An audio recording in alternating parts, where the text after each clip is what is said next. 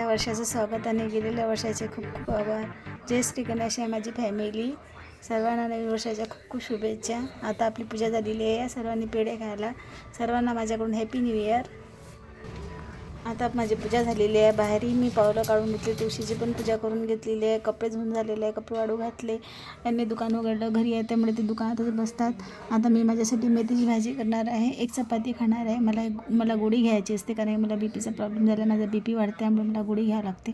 त्यासाठी थोडंफार काही खावंच लागते. त्यामुळे मी मेथीची भाजी केली व आता मी थोडं खाऊन घेत आहे. गोळी घेते आणि आता लागली स्वयंपाकाला. तर आज मी करणार आहे मिक्स भाज्या सर्व प्रकारच्या.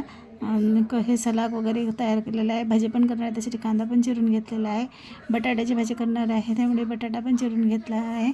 माझं किचन खूपच लहान आहे त्यामुळे माझा किचनचा ओटा पण खूपच लहान आहे त्यामुळे थोडं काही केलं की आवरूनच घ्यावं लागतं, नाही तर खूपच गळाट होतं, सुचत नाही. आता ही भाजी टाकून दिलेली आहे. इकडे कुकर लावला, डाळ लावून दिली, कणिक पण भिजवून घेते.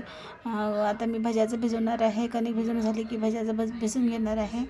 नंतर मग डाळ, आता आपला भात शिजलेला आहे. भात शिजल्यावर आपल्याला डाळ पण लावायची आहे. भाजी झालेली आहे. भाज्याचं भिजून घेतलेलं आहे. आता एकीकडे डाळ पण लावून दिली. डाळ शिजली, भातही शिजून घेतला मी. आता आपली वरण भात भाजी पोळी सर्व जेवण तयार आहे. सर्वजण जेवायला असं आहे आपलं ताट आहे सर्व जेवायला.